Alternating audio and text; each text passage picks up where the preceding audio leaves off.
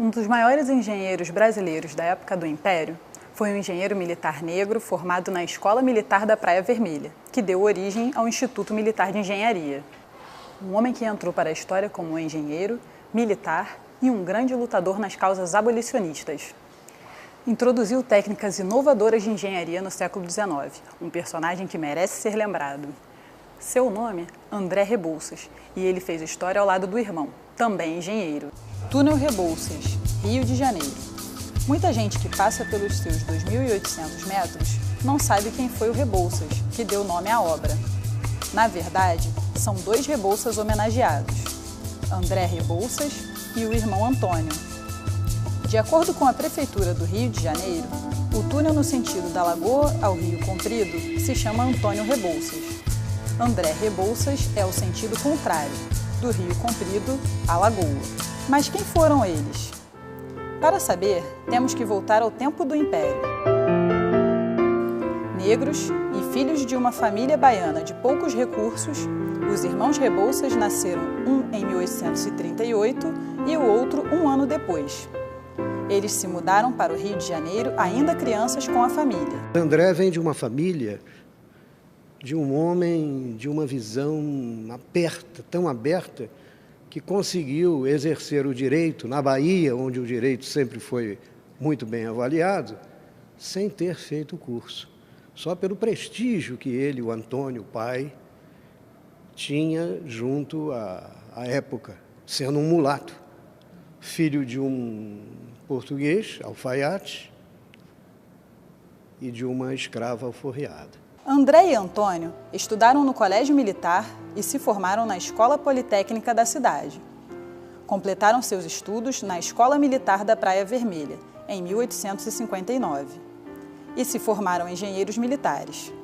Por sinal, eles são considerados os primeiros engenheiros negros do Brasil. É fundamental para a consciência nacional, não só para a consciência negra, mas para todos os brasileiros, e em particular para as Forças Armadas, onde André e Antônio Rebouças foram um dos pioneiros na defesa do território nacional e chegando mesmo a exercer uma atividade profícua dentro das Forças Armadas, ainda com muito jovem, e quando recebeu uma das suas primeiras missões como engenheiro militar e oficial do Exército para fazer uma inspeção nas fortalezas. André serviu como engenheiro militar na Guerra do Paraguai.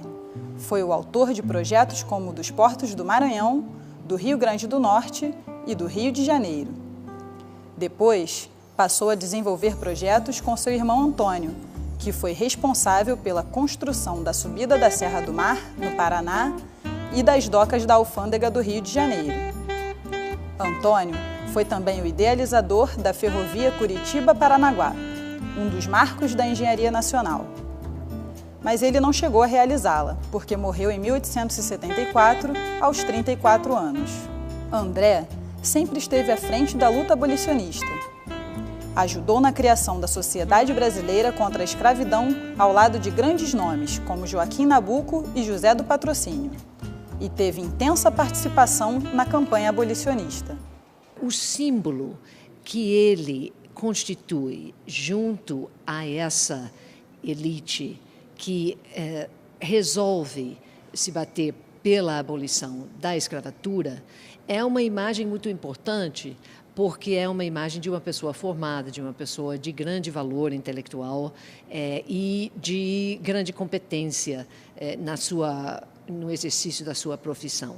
Isso é importante porque, naquela época, como hoje, reinavam os preconceitos que diziam que os negros não seriam capazes de certos tipos de conhecimentos. André Rebouças também foi membro do Clube de Engenharia, que está fazendo uma homenagem aos irmãos no espaço do museu. Com destaque para André, que foi sócio do clube, fundador da biblioteca e o primeiro responsável por ela. Isso em 1884. A bibliotecária atual do Clube de Engenharia, por sinal, é uma admiradora de André Rebouças. André Rebouças foi engenheiro, foi astrônomo, foi o primeiro bibliotecário, entre aspas, dessa biblioteca, ou seja, o administrador da biblioteca. Foi poeta. André Rebouças foi o máximo no Brasil do século XVIII.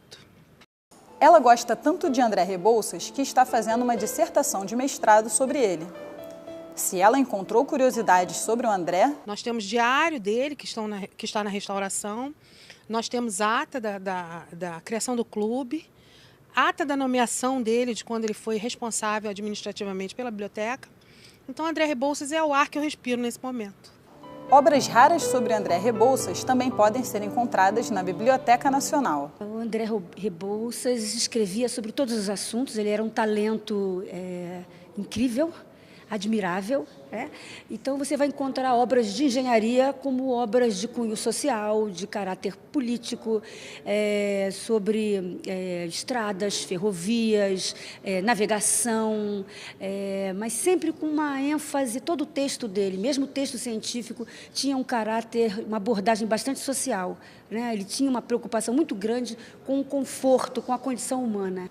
André Rebouças era um grande amigo da família imperial, tanto que, com a proclamação da República, ele saiu do Brasil junto com Dom Pedro II e sua família. Foi correspondente do The Times de Londres, depois foi para a França e para a África. Mas seu fim acabou sendo triste. Vai para Funchal, Ilha da Madeira, e é ali que ele falece. Ele falece absolutamente desgostoso da vida. Ele se suicidou, lançando-se de um penhasco que ficava à frente do hotel onde ele residia, já com muitas dificuldades financeiras. Todas estas histórias reforçam a importância de se preservar a memória dos irmãos Rebouças e das lutas e feitos de André Rebouças.